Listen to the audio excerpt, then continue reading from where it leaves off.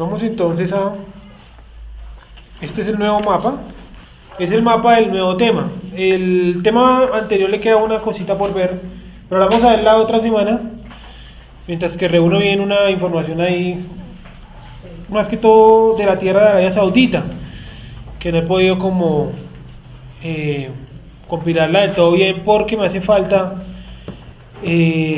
traducir un pedazo que está en farsi y no es fácil de todas maneras encontrar que me traduzcan eso de una manera lógica. Pues tengo un amigo que traduce, pero pues él trabaja en eso, ¿sí o no? Entonces pues toca esperar que tenga un poco de tiempo para que me haga el favor. Pero vamos a ir avanzando y es eso que ustedes tienen acá. Este mapa es el mapa del siguiente tema, donde nos demoraremos también bastante.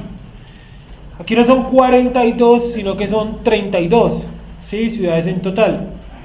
Y estas 32 ciudades fueron las 32 ciudades que el pueblo en cabeza de Josué pues logró destruir o sacar de la tierra prometida, ¿cierto? El Talmud habla de que, esto es un comentario del Talmud, pero eso no es del todo cierto. Dice que de las 32 ciudades, 31 presentaron guerra y la número 32, que sería Tirsa, no presentó guerra, sino que se retiró en paz de su ciudad. Como ustedes se pueden dar cuenta en el mapa que tienen ahí, la campaña empezó en el punto llamado Gilgal. Hablo campaña porque es una campaña militar. Empezó en el punto llamado Gilgal, número 1. Accedió por las montañas. En la parte izquierda del mapa tienen como las viñetas, lo que significa cada cosa. Accedieron al punto número 2, que es Jericó, ¿sí lo ven ahí? Luego cruzaron la montaña, 3, 4, ¿cierto? Ya están en el corazón de la montaña, el punto número 5. Punto número 6, el punto número 7, y ahí empiezan a movilizarse por todo el centro del país, 7, 8, 9, 10, 11, 12, 13, creo que incluso faltó, no, está el 12, 13, no veo el 14 ya lo vi, y desde el 14 lanzan, digámoslo así, una arremetida hacia el norte, como ustedes se pueden dar cuenta, y van hasta el norte, punto 23, 24, 25, bajan nuevamente, 26, 29, y terminan en el punto número 32, que es Tirsa. O sea, la campaña no va ciudad tras ciudad, sino que yo supongo que la planeación militar pues analizaba cuál era el enemigo más óptimo para atacar, ¿sí o no? Tampoco era lanzarse a la guerra porque sí. Y los hijos de Israel celebran entonces Pesach en el libro de Josué. Quiere decir que la campaña militar empezó en plena primavera. Lógico, ¿sí o no? No iban a empezar en invierno, cuando la temperatura baja hasta menos 5 grados y hay nieve, y pues sería muy tonto empezar la campaña en ese momento.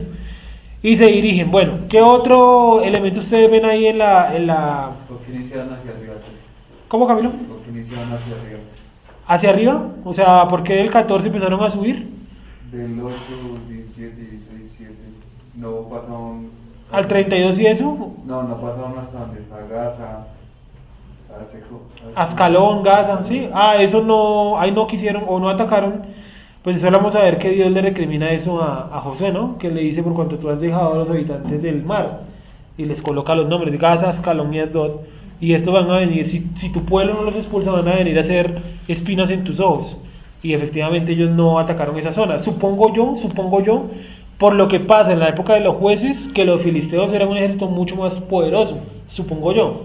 Y veo en el libro de Samuel, en los primeros capítulos, que los filisteos son tan poderosos, que son donde están ahí Gaza, Asdod y Ascalón, son tan poderosos que capturan el arca de la alianza, ¿se acuerdan eso, no? Y se lo llevan para allá. Y el ejército de Filistea pues contaba con 5 gigantes en la época de David. Entonces no sabemos en esta época pues realmente qué pudo haber conformado su ejército, porque los filisteos no salen mayormente mencionados ahí. Pero hasta el día de hoy, Asdod, Ascalón y Gaza, hasta el día de hoy, esa que ustedes ven ahí encerrado, es lo que llaman, bueno, un poquito más grande, es lo que llaman la Franja de Gaza, donde siguen habitando personas extranjeras, ¿no? Y eso está habitado y dominado por la gente llamada palestinos, pero realmente está administrado por un grupo armado terrorista llamado Hamas, ¿sí o no? Entonces Hamas controla esa zona del país y la campaña militar de ellos va hacia el norte. Si nosotros leemos el libro de Josué, que es lo que vamos a tratar de hacer en esta clase, leer casi todo el libro de Josué, vamos a darnos cuenta que ellos atacan las ciudades del norte, porque en el norte hay un imperio que está jugando, digámoslo así, entre comillas, a favor de los israelitas, y es el imperio asirio. el imperio asirio ya había empezado su poderío y tenía mucho problema con la ciudad 28, 25, 23 y la 26. Tenía mucho problema con esas 3 ciudades, 4 ciudades. ¿Por qué tenían problemas? Porque no dejaban pasar las caravanas de vendedores por ahí hacia Egipto. Entonces a los tipos les tocaba dar tremendo vueltón por la tierra de Moab, que es acá donde ustedes ven, ¿sí? En la parte derecha, mirándolo de frente a ustedes, donde dice Basán, Amón y Moab. Les tocaba dar todo ese vueltón y estos pueblos sí que eran complicados. Era más fácil cruzar por acá. Los tipos no dejaban cruzar por ahí. Entonces, ¿qué tocaba? Pues hacerle la guerra. Y apareció un pueblo, que es el de nosotros, en la jugada. Y los asirios, pues les permitieron al pueblo, lo ayudaron en la guerra contra esas 4 ciudades. Repito, 28, 25, 23 y 26. Son las 4 ciudades que logran conquistar. Más que todo esta de acá donde quedan estas 2 ciudades, era porque eran las ciudades de territorio, o sea, con el ejército como más débil a comparación de las otras. Estas de acá no, más fuerte. Era más fuerte. Lo vemos en el libro de Samuel. Y al que le tocó meterse allá hasta Gaza a pelear fue a David. Dice que fue la única vez que los de Gaza le obedecieron a Israel, cuando David fue y se les metió hasta allá con el ejército. De resto no hubo ninguna otra época donde esas ciudades se le rindieran a Israel. De hecho, en la época romana esas 3 ciudades eran rebeldes a Roma. Siempre han sido personas muy, ¿cómo les digo yo?, reacias, fuertes en la guerra, que no se dejan conquistar. Entonces en el pueblo de Israel pues fue lo mismo. Y ahí vemos la presencia precisamente de los gigantes, principalmente de Asdod. Sí, Goliat es de la villa llamada Gat. ¿Se acuerdan? Goliat de Gat. Y Gat es una villa de la ciudad de Asdod. Ya lo vamos a ir, ya van apareciendo todos los personajes ahí. Y si ustedes se dan cuenta, las viñetas, tenemos las montañas dibujadas con triángulos, ¿cierto? Como dice en la parte de arriba. Está Gabaón, que es un pueblo importante. Está también la ciudad de Ajalón, también es importante. Después vamos a ver por qué. Están los desiertos que están señalados con X, todo el alrededor del Mar Muerto. Y están también las planicies que están delineadas con una línea como si fuera un menos. Y aquí está el mar más grande, vamos a hacerlo así sin forma. Vamos a colocarle Mar Muerto, ¿vale? Mar Muerto. Que es donde les contaba el miércoles que los romanos botaron a un judío que tenían amarrado para ver si flotaba o no flotaba. Entonces, como vieron que flotó, le creyeron a Flavio Josefo la historia que les había contado, que en ese mar todo flota. ¿Por qué todo flota en ese mar? ¿Alguien sabe? La cantidad de sal que tiene, ¿sí o no? Entonces eso hace que cualquier cuerpo se flote. Así no sepa nadar. Exactamente. Digo, iba a decir, así no utilice ningún elemento para flotar, flota. ¿Vale?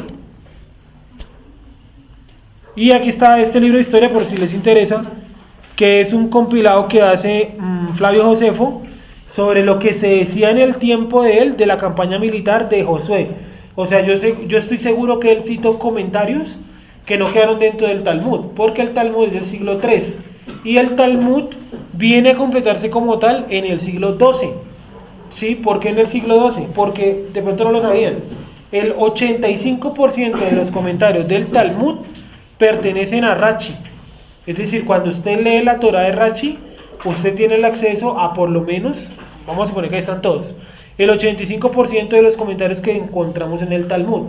El otro 10% pertenece a Ramban, 2% de Abarbanel, 3 o 4% de Ibn Isra, que es un judío de origen árabe, pero era un sabio de las sinagogas, y el otro se lo dividen, el otro porcentaje, que es como 7-8%, entre rabinos del siglo XI, XII, XIII y XIV.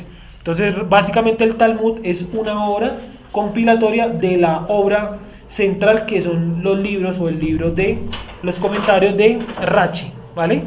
Los comentarios de Rashi, ese es el 85% de la obra del Talmud. O sea, tiene bastante cabida. Otros comentarios a la Torah que no están en el Talmud son, por ejemplo, Mishle Torah. Entonces, otros comentarios a la Torah están en la obra Mishle Torah, que son de Ramban. Está la obra El Camino del Sadik, que eso es de Nachman de Breslev. Y otras obras importantes está, por ejemplo, Misarti, que está escrito por la escuela llamada la Mizrahi. Sí, hasta el día de hoy hay rabinos Mizrahi. De hecho, hay uno que se llama Joseph Mizrahi, que la función de él, la labor que le encargaron a él, es convertir a los creyentes en Yeshua en judíos ortodoxos. Y ustedes pueden ver videos de él de 3-4 horas, traducidos aquí en Bogotá por una persona que algunos conocemos, y esa persona lo que hace es convertir a los creyentes en Yeshua en judíos ortodoxos. Esa es su función. Va bien.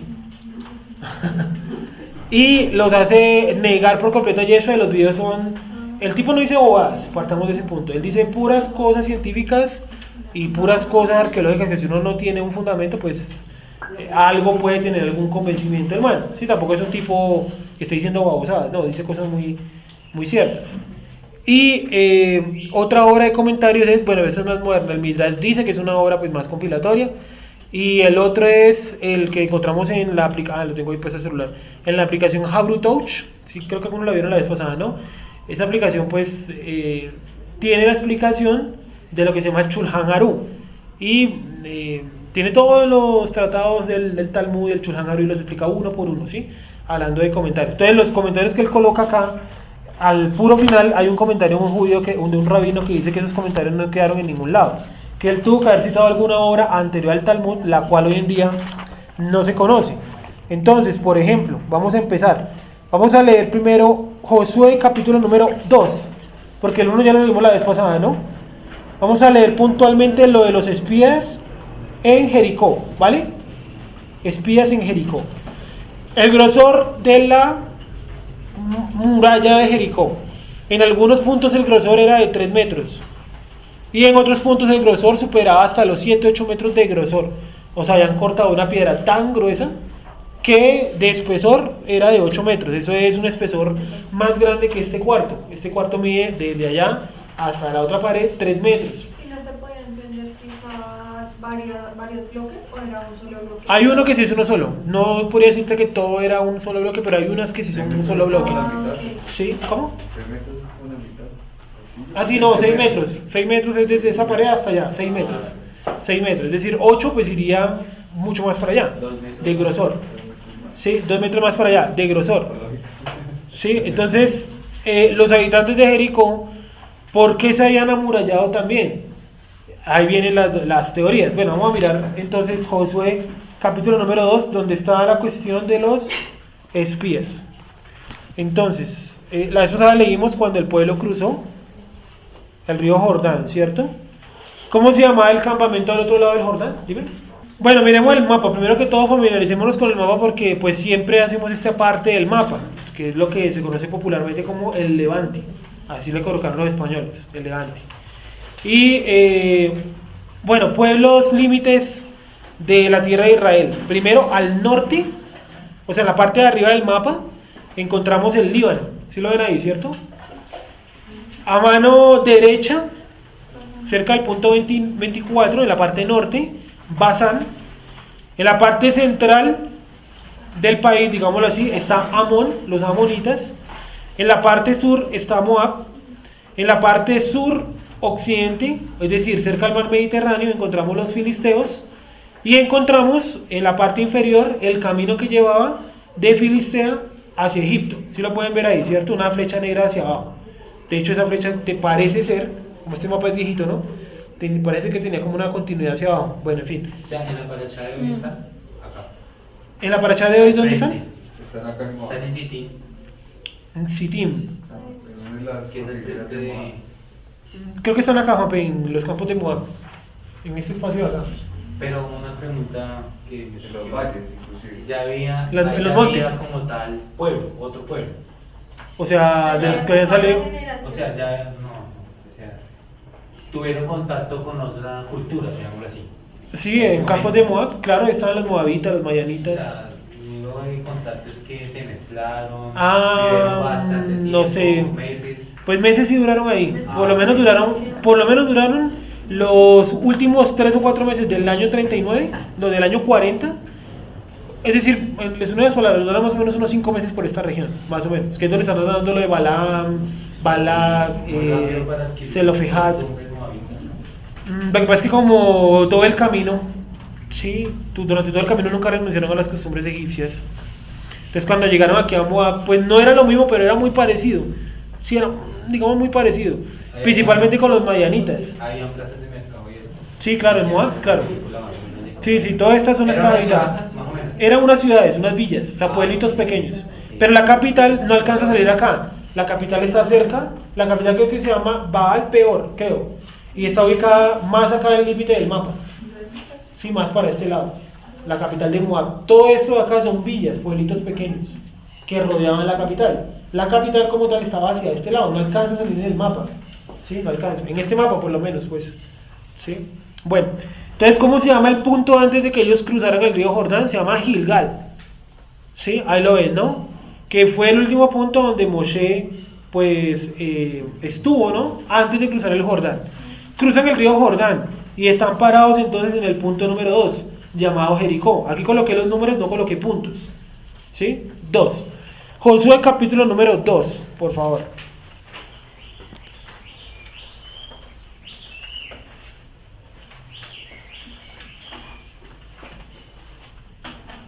Josué capítulo número 2.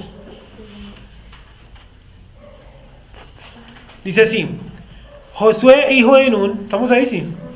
Envió desde Sittim 2 espías secretamente diciéndoles: andad, reconoced la tierra y a Jericó. Y ellos fueron y entraron en casa de una ramera que se llamaba Rahab y posaron allí. Ya dijimos la vez pasada que esa palabra ramera es más bien una persona que presta la casa para posada. O sea, ella alquilaba cuartos, no era una ramera. Es una mala traducción de las versiones Reinas Valeras. Vamos a mirarlo en otra versión. En la Torah aparece, pues hay comentarios que dice que ella se casó con Josué. ¿Con Josué? Sí, pasó. Un comentarista dice que era una profetisa, la llama. Dice aquí una versión todavía más católica que la Reina Valera 60. Y dice, entraron en la casa de una tal prostituta llamada Rahab. No era prostituta, ¿vale? Era una persona que alquilaba cuartos. Y Flavio Josefo dice lo mismo, que ella alquilaba cuartos. Según él, sí, él dice que alquilaba cuartos y que los de Jericó, siempre desde que entraron Josué y Caleb, los 2 espías, siempre tuvieron mucha desconfianza, porque ellos habían escuchado que algo había pasado con ellos en el desierto y en Egipto. Y acá dice que cuando la policía del lugar fue a buscarlos para capturarlos, la mujer ya los tenía escondidos en su casa, en alguna parte secreta de la casa. Y que la mujer, según Flavio Josefo y según se contaba en aquella época, le dijo a los enviados del rey: ellos estuvieron acá, comieron acá, cenaron acá, durmieron un rato en la noche, pero se escaparon sin haberme pagado nada. Parece que no son muy fuertes. Encuéntrenlos, tortúrenlos y averigüen a dónde se han llevado mi dinero. Entonces, que los tipos, como vieron que ella estaba bastante angustiada, siguieron su camino a buscarlos. Obviamente pues todo era una treta, porque ella los tenía escondidos. Eso era lo que se decía en la época de Flavio Josefo. Estamos hablando del siglo I. Dice: cuando Rahab se enteró de la llegada de los mensajeros, escondió a los 2 espías bajo unos haces de lino que había puesto a secar en el techo de la casa. Y dijo a los mensajeros enviados por el rey que unos tales forasteros desconocidos habían cenado con ella, habían dormido allí, y antes de la puesta del sol, cuando los dejó en su habitación, se escaparon y no le habían pagado nada. Así pues, ella le dijo a los enviados que no eran peligrosos y que eran fáciles de capturar y ser apresados. Los mensajeros, engañados por la mujer y sin sospechar nada, siguieron su camino, sin ocuparse de registrar la posada, y tomaron por los caminos por los cuales creyeron ellos que se habían escapado, huyendo de Rahab y huyendo de ellos. Y sobre todo esto, que estos caminos conducían al río, lo cual les daba una posible ruta de escape hacia Gilgal. Por lo tanto, cuando llegaron al río, no encontraron ninguna noticia de ellos, y abandonaron así la persecución, volviendo cada uno a casa. Eso es lo que narra Flavio Josefo en su época, de los comentarios que se hacían sobre lo que pasó con Rahab, la que alquilaba cuartos. Dice acá en otro pedazo, dice ellos. llamaban a alquilar cuartos, rameras, ¿o no? Vamos a mirar el término en hebreo como tal, ¿cuál era? Miremoslo ahí un segundito.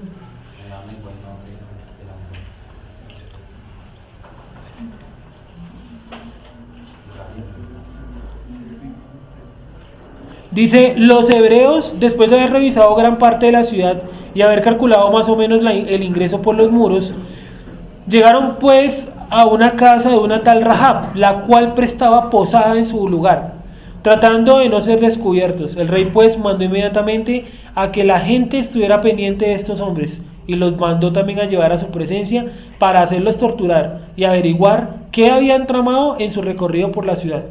Eso es lo que narraba Flavio Josefo, bueno, en el siglo número 1. Entonces ella no era, ¿cómo es el término ahí para...? No, en el hebreo. Es que no tengo aquí ninguna que me deje mirar. ¿Cuál? ¿Sana?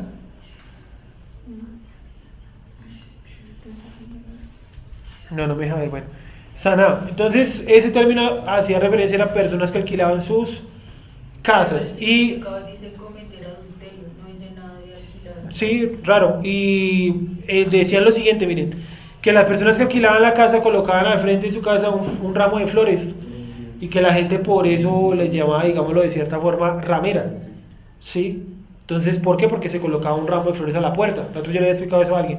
Y que la gente que iba pasando por la casa, por una calle, y que veía el ramo de flores decía, esto es una posada, y entraba allí a averiguar algún cuarto, como tipo hostal, pues, tipo hotel. En Turquía eso sí se define como ramera. Explíqueme, hermana, ¿cómo En es? Turquía, el ramo de flores en la entrada de la puerta es un prostíbulo. No es un prostíbulo, en Turquía. Esa es supongo yo que es la cultura musulmana, lógicamente. Todavía. Se funciona así. Vale. Vamos a seguir entonces. Entonces vamos a leer porque no hemos leído de Josué. Sigue por favor, Sara. Esperen a ver. Desde el versículo número... ¿Qué pasa? El 2. La discusión le dice que si era o no era una ramera. No, que el término ramera, por lo general las Biblias españolas lo toman como prostituta. Y me parece que es un error o una cosa que quedó como en el strong. Yo podría decir que es, no como usted dice que es una que alquila cuartos, sino podría decir que en el término adúltera es que es un... ¿Proxeneta? No, alguien que adora ídolos. Usted lo puede ver como una persona idólatra. Que idólatra. Pero que ellos se quedaron en la casa de ella, se quedaron en la casa de ella. Ahí lo vamos a ver. Vamos a verlo. Claro, porque se quedaron en la casa y ella es una ramera, una prostituta, pues. Sí, claro. Y extrañamente la única que les... Bueno, sí, pues tendría un montón de problemas. Josué 2:2. Vamos a leerlo. Vamos a leerlo así, el 2:2. Léelo, Sara, por favor. Josué 2:2. Y fue dado aviso al rey de Jericó diciendo: He aquí que hombres de los hijos de Israel han venido aquí esta noche para espiar la tierra. Bueno, sigue leyendo ahí hasta el 10, por favor. Entonces el rey de Jericó envió a decir a Rahab: Saca a los hombres que han venido a ti y han entrado a tu casa, porque han venido para espiar toda la tierra. Pero la mujer había tomado a los 2 hombres y los había escondido, y dijo: Es verdad que unos hombres vinieron a mí, pero no supe de dónde eran. Y cuando se iba a cerrar la puerta, siendo ya oscuro, esos hombres se salieron y no sé a dónde han ido. Seguidlos aprisa y los alcanzaréis. Mas ella los había hecho subir al terrado y los había escondido entre los manojos de lino que tenía puestos en el terrado. Verso 7. Y los hombres fueron tras ellos por el camino del Jordán hasta los vados, y la puerta fue cerrada después de que salieron los perseguidores.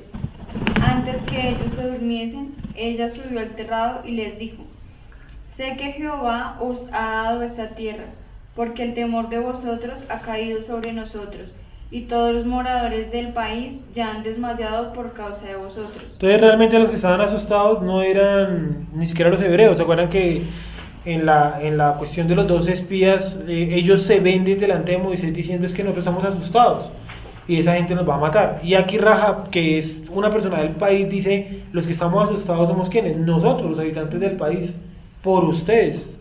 O sea, eso es un dato que de seguro o no conocieron los 12 espías o lo omitieron, que los habitantes del país se sentían, digámoslo así, atemorizados. ¿Sí? Sigue, por favor.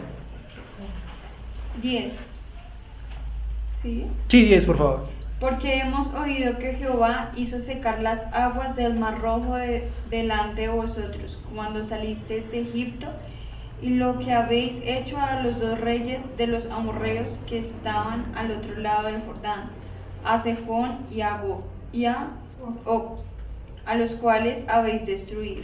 Listo, eso también está hablando de que las noticias llegaban a esa ciudad y probablemente a todo el país, por lo que dice ella arriba, que todo el país estaba muy atemorizado.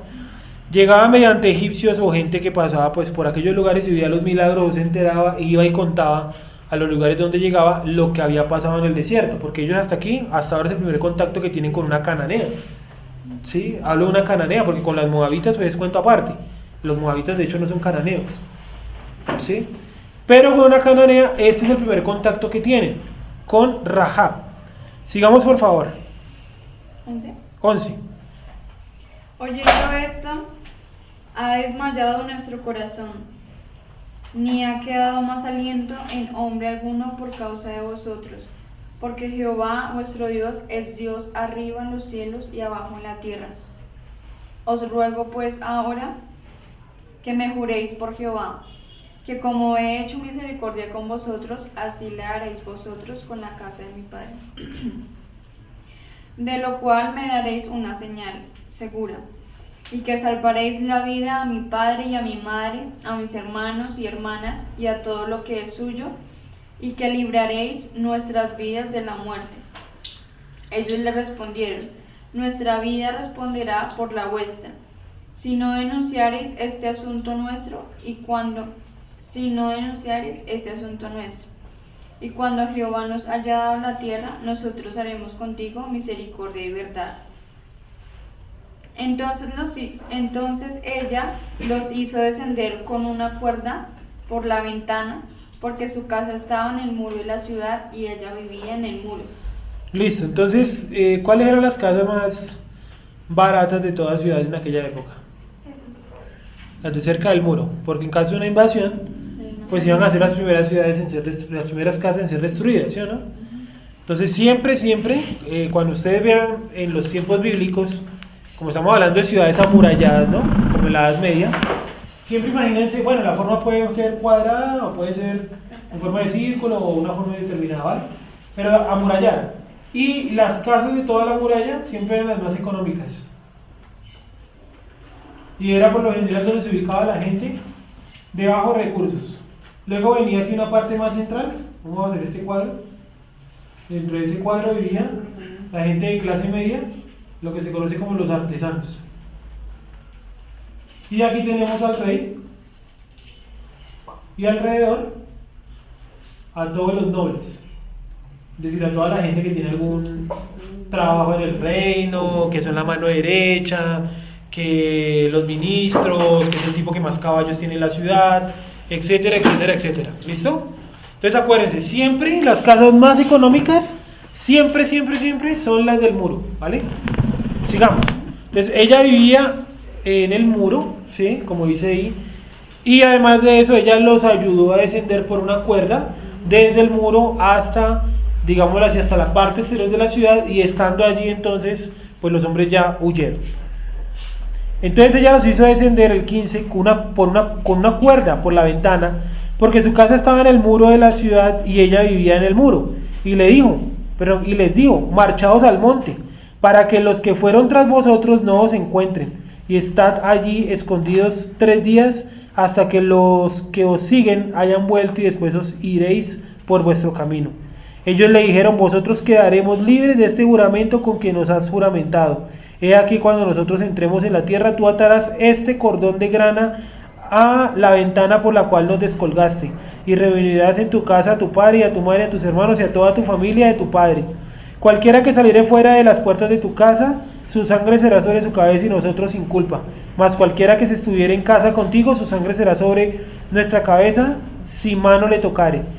Si tú denunciares este nuestro asunto, nosotros quedaremos libres de este tu juramento con que nos has juramentado. Básicamente lo que les dicen esos versículos es: cuando nosotros quedaremos libres del juramento de 2 formas: que usted incumpla, ¿sí? O que usted no cumpla con los requisitos que nosotros le ponemos, y es colocar un cordón y meter a la gente adentro, ¿sí? Si hay gente de los suyos afuera, se van a morir, nosotros no respondemos por esas muertes, ¿sí? Sigamos. Sigue por favor, Sara, en el 10 y en el 21. Ella respondió: sea así como habéis dicho. Luego los despidió y se fueron. y ella ató el cordón de grana a la ventana. Y caminando ellos llegaron al monte y estuvieron allí 3 días, hasta que volvieron los que los perseguían. Y los que los perseguían buscaron por todo el camino, pero no los hallaron. Entonces volvieron los 2 hombres, descendieron del monte y pasaron y vinieron a Josué, hijo de Nun, y le contaron todas las cosas que les había acontecido.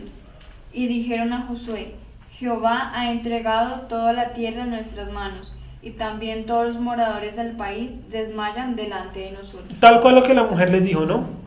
Dice, ustedes, bueno, la tierra va a ser entregada a ustedes, y además de eso, los moradores del país desmayan. No agregaron, ni colocaron, ni dijeron nada más. ¿Y a quién le dieron el informe? ¿A todo el pueblo?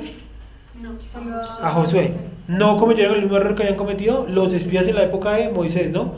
Que le dieron el informe a todo el pueblo. Aquí solamente vinieron a Josué y le dijeron lo que era: el país es de nosotros y las ciudades y los pueblos desmayan a causa de nosotros. 3. Josué se levantó de mañana, y él y todos los hijos de Israel partieron de Sittim y vinieron hasta el Jordán y reposaron allí antes de pasarlo. Y después de 3 días los oficiales recorrieron el campamento y mandaron al pueblo diciendo: cuando veáis el arca del pacto del Eterno vuestro Dios y los levitas sacerdotes que la llevan, vosotros saldréis de vuestro lugar y marcharéis en pos de ella, a fin de que sepáis el camino por donde habéis de ir, por cuanto vosotros no habéis pasado antes de ahora por este camino, pero entre vosotros y ella haya una distancia como de 2000 codos, no os acerquéis a ella. Ya dijimos la vez pasada que cuánto eran 2000 codos, casi 1000 metros, ¿no? Casi 1 kilómetro completo de distancia. O sea que el arca iba, digámoslo, no sé si de aquí a la 13 hay 1 kilómetro. Supongamos que de aquí a la 13 hay 1 kilómetro, supongamos. Entonces el arca iba en la 13 y nosotros acá en el Tintal, a esa distancia viendo, allá como nos hacían señas para seguir caminando. ¿Sí?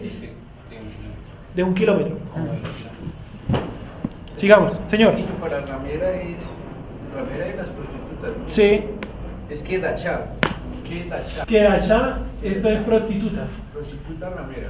Sí. Esa sí es dedicada pues Listo. a la profesión. Y la otra Sana es la que es la que se habla en Josué. Josué. Sí. Que esa es, pero o sea, es el término que se le da en el hebreo para alguien que sí dedica a la idolatría. Idolatría. Listo. Vale. Bueno, hasta esta explicación también nos muestra que ella no era una kedashá. Acá hay una traducción que dice que ella era vendedora de alimentos. Vendedora de alimentos. Léelo, Wendy, por favor. Estamos en el 3, versículo número 5. Y Josué dijo al pueblo: santificaos, porque Hashem hará mañana maravillas entre vosotros. Y habló Josué a los sacerdotes diciendo: tomad el arca del pacto y pasad delante del pueblo. Bueno, démelo un segundito ahí, Wendy, gracias. ¿Dónde dice la caída de Jericó? Que quiero leerlo para después devolvernos. O sea, quiero que leamos cómo acabó Jericó. Ya, el 6.15, por favor, vamos a leerlo desde ahí, 6.15. Esto para que veamos cómo terminó Jericó, y luego en la siguiente clase, creería yo, nos devolvemos y vemos detalladamente qué fue lo que hicieron. Que quiero mirar el final para que por clase por lo menos avancemos 1 o 2 ciudades, para dejar hoy avanzada Jericó y la siguiente semana pues retomamos los por mayores. ¿Les leo este comentario? ¿Sí? ¿Qué dice Camilo?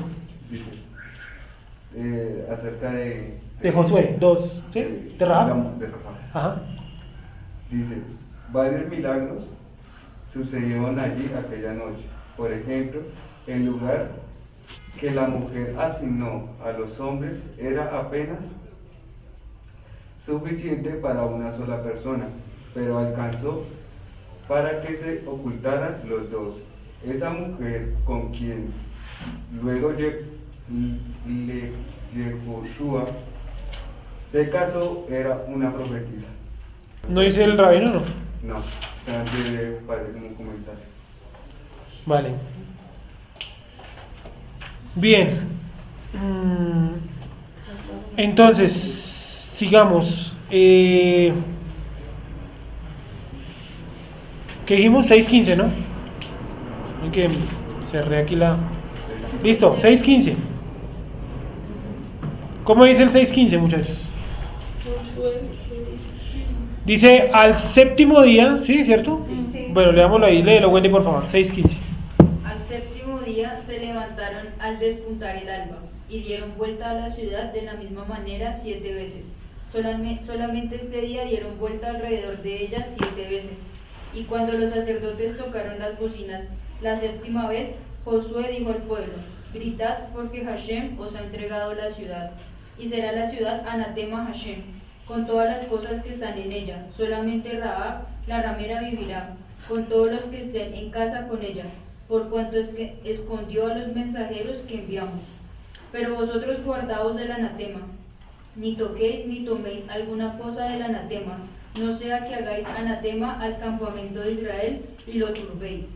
Mas toda la plata y el oro y los utensilios de bronce y de hierro sean consagrados a Hashem y entren en el tesoro de Hashem. Entonces el pueblo gritó y los sacerdotes tocaron las bocinas.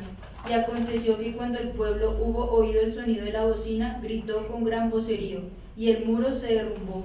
El pueblo subió luego a la ciudad, cada uno derecho hacia adelante, y la tomaron. Y destruyeron a filo de espada todo lo que en la ciudad había, hombres y mujeres, jóvenes y viejos, hasta los bueyes, las ovejas y los asnos.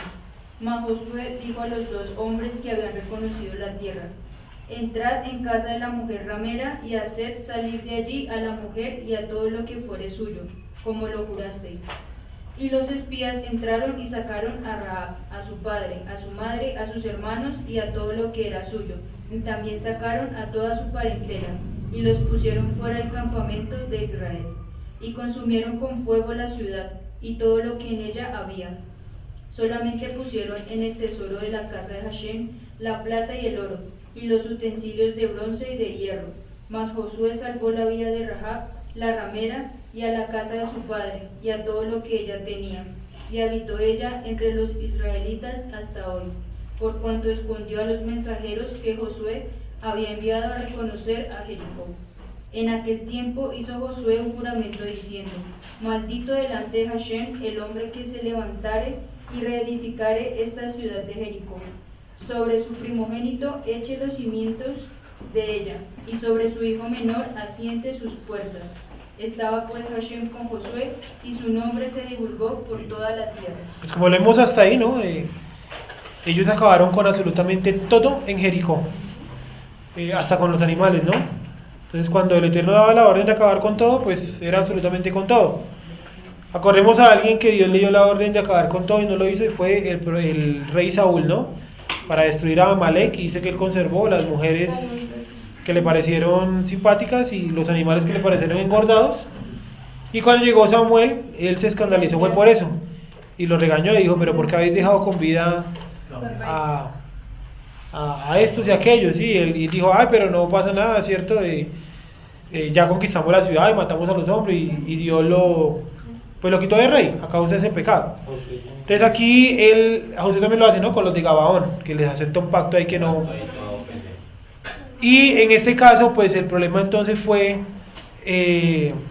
pues para la gente de Jericó, digamos el problema, ¿no? Que cayeron todos asesinados bajo la espada de Josué y de su ejército, nuestro ejército.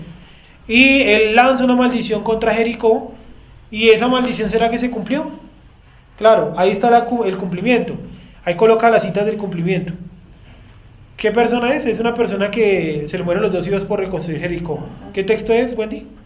Primera de Reyes 16:34. Ese, por favor, Primera de Reyes 16:34. Vamos hasta allá. Tal cual como ya ha dicho Josué, ¿no? Primera de Reyes 36, ¿cómo es? 16:34. 16:34. Ahora que miremos cómo fue la maldición, cómo se cumplió la maldición que había lanzado, en este caso, Josué. Léelo por favor, Wendy. 16:34, ¿sí? Sí, señor. En su tiempo, Giel de Bet-El reedificó a Jericó. ¿Cómo se llamaba, perdón? Giel. Listo. A precio de la vida de Abiram, su primogénito, echó el cimiento, y a precio de la vida de Segub, su hijo menor, puso sus puertas, conforme a la palabra que Hashem había hablado por Josué, hijo de Nun. Listo, ahí se cumplió la maldición, es decir, que Jericó siguió habitada después de que este tipo la reconstruyó. Claro, porque la reconstruyeron y ahí habitó gente. Él perdió a sus hijos, pero la reconstruyó. Y en la época de Yeshua mencionan en un pasaje que no me acuerdo quién iba por el camino de Jericó, o sea, la ciudad todavía estaba en pie. Luego, en la época de los romanos destruyen esa ciudad nuevamente y al día de hoy, pues en Jericó realmente no queda mayor cosa. Hay sí unos hoteles y unas cosas ahí como de turismo, pero muy pequeño. Es como una villa más que una ciudad o un pueblo, así como un paraje. Bien, sigamos entonces, ya voy a terminar. Bueno, miremos un momentico el mapa. Entonces, para que lo ubiquemos, en la parte de arriba siempre es el norte, ¿no? Y la parte de abajo siempre es el sur. Donde dice mar Mediterráneo, eso es el occidente, para que lo marquen ahí, lo escriban en un ladito. Donde está el mar Mediterráneo, siempre es el occidente. Si estamos mirando la tierra de Israel, ¿no? Porque si usted está en Grecia, pues es el oriente. Pero como usted está en Israel, estamos viendo Israel, no Grecia, pues estamos hablando del occidente. Y donde está Amón, y Moab, ese es el lado oriental. ¿Listo?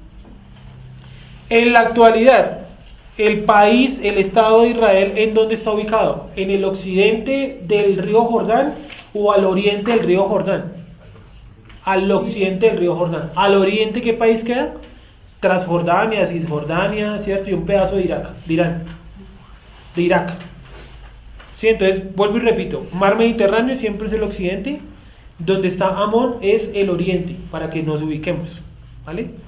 Cuando la escritura dice al oriente de tal, ahí sí toca mirar dónde está ubicado ese punto primario, pero en el mapa general, occidente es mar Mediterráneo y oriente es la tierra de Amón. ¿Listo? La parte norte, la parte sur. Bueno, como ustedes se dan cuenta en el mapa, la gráfica, toda la parte central del país está en una gran presencia de montañas, ¿no? Y luego viene una parte llana y luego viene la playa y pues ahí está el mar Mediterráneo. Al lado del río Jordán está la montaña y hay unas planicies. O sea, miren por favor entre las montañas y el nombre Amón. Sí en las montañas, sí en el nombre Amón, ¿cierto? Sí en las montañas al frente del monte Amón, del nombre Amón. Sí. Esa es la zona más fértil de toda la tierra, hasta el día de hoy. Es decir, todo el cauce del río, por donde va el río, todo alrededor del río, toda esa zona es una zona muy fértil. Entonces, si le quieren escribir ahí... ¿A ambos lados del río? A ambos lados del río, eso es muy fértil. ¿Por qué es muy fértil? Porque el río en tiempos anteriores pues se desbordaba, ¿no? Inundaba esas zonas y el agua lo que hace es que alimentar la tierra de sedimento para que sea buena para cultivar. Entonces, por lo tanto, toda esa zona es muy, muy fértil hasta el día de hoy. Si miran ustedes abajo, en la parte sur, donde está el nombre Filisteos, eso es lo que se conoce hoy en día como el Negev. Eso es un desierto. Allá no hay, digamos, una gran fertilidad. Eso es un desierto. Están las montañas y en esas montañas están no solamente el monte Moría, pues obviamente aquí yo no hice todas las montañas, traté fue como de graficarlas. El monte Moría y está el llamado monte Efraín. ¿Qué importancia tenía el monte Efraín? ¿Qué pasaba en el monte Efraín? Que desde el monte Efraín se anunciaba el inicio de cada mes. Entonces el vigía, el tipo que estaba encargado de mirar la luna, él miraba la luna con mucho detenimiento en el monte Efraín y él, el día que era Rosh Hodesh, tocaba el shofar y desde ahí la montaña al frente tocaba el shofar y la al frente tocaba el shofar. Ya luego en la época de Yeshua ya no se hacía con toque de shofar sino con unas, ¿cómo se llama eso? Hogueras. ¿Ustedes han escuchado el cuento de las hogueras? Que los tipos se guiaban para iniciar el mes era con unas hogueras y entonces que por eso los rojos duraban 2 días porque a veces en algunos pueblos llegaba el aviso del nuevo mes hasta el día siguiente. Entonces, para no dejarlos fuera de la fiesta, decidieron alargar la fiesta por tradición. Hoy al atardecer tenemos el Rojo Desh. El Rojo Desh del mes número 10, ¿cierto? ¿Cómo le conocen a ese mes dentro de la cultura judaica? ¿Qué nombre le colocan? Yo no miré esta vez, no recuerdo. ¿Cómo le llaman? Miremos un segundito. Entonces, al atardecer tendríamos ese Rojo Desh, el inicio del mes 10, y quedaría pues muy poco realmente para el Rojo Desh número 1 nuevamente, porque el último Rojo Desh es el número 12, que es en el mes de febrero 25, y tendríamos el año nuevo, Rosh Hashanah, ¿cierto? el marzo 25. Bueno, ¿cómo se llama este mes entonces? ¿Quién lo tiene ahí? ¿Cuál? Tebet. Sí, Tebet. Es el nombre que le dan los judíos siempre en su calendario a ese nombre, a ese mes, perdón, a este mes que inicia hoy al atardecer. Entonces, bueno, conclusiones de lo que hemos visto hasta ahora. Primero que todo, la ciudad de Jericó fue aniquilada por completo por el ejército que llevaba Josué. Es decir, los habitantes originales de la región fueron todos aniquilados excepto pues Rahab y su familia. De resto todos fueron pasados por espada. Es decir, que cuando Jericó fue nuevamente habitada, ya fue otra gente que no tenía nada que ver con esa cultura. Es como los españoles acá, vinieron, mataron a los indígenas y dejaron a sus hijos acá y de sus hijos nacimos nosotros, ¿cierto? Pero los originales los aniquilaron a todos, igual que acá. Bien, ¿cuántas personas creen ustedes que se aproxima que pudieron haber habitado en Jericó? Teniendo en cuenta que era una ciudad bastante amplia. ¿Cuánto le ponen ustedes? ¿Cuánto creen que tenía una ciudad en la antigüedad? ¿Cuánto le ponen? ¿Qué número le ponen? Bueno, ¿cuánto tiene Bogotá hoy en día? No, habitantes. Años son 469. Señor, 9 millones, largos. Sí, pongámosle 9 millones. Y es una ciudad que a nivel mundial es grande, pero hay ciudades mucho más grandes, ¿no? Tokio es una ciudad inmensa, Nueva York, ni se diga, Río de Janeiro, la misma Buenos Aires también, Ciudad de México, por ejemplo, también. Y en Pekín, bueno, es ciudades donde no cabe la gente. Y entonces, en aquella época una ciudad grande era cuando pasaba de 1 millón de habitantes. Y Jericó no era una ciudad grande para aquella época. Era una ciudad intermedia. Tenía se cree, entre 50.000 y 100.000 habitantes. Para aquella época era un buen número, porque Roma en su mejor época tuvo 1 millón censados. Ellos fueron los primeros que se inventaron algo llamado el directorio, donde aparecía su nombre, usted dónde vivía. Sí, no aparece, pues teléfono no, porque no. Entonces, si usted quería una carta, usted le pagaba plata al tipo allá, al del centro, al gobernador. Yo pago esto porque me envíen las cartas a la casa, para no venir hasta el centro a buscarlas. Se inventaron eso. ¿Cómo, Camilo? ¿Cuántos eran del pueblo de Israel? Del pueblo de Israel, el ejército no lo dice, miren que no, hasta ahora no me dio ningún número. Pero hasta este momento, creo que el censo nos da, el último censo, miremos un segundito el último censo, porque da 600.000, creo, no estoy seguro. En Jericó, entre 50.000 y 100.000. Es una ciudad pequeña, porque intermedia. Hoy, en la paracha de hoy no fue que murieron 24.000. Y cada paracha mueren. De a 1.000 y a 14.000, sí. Sí.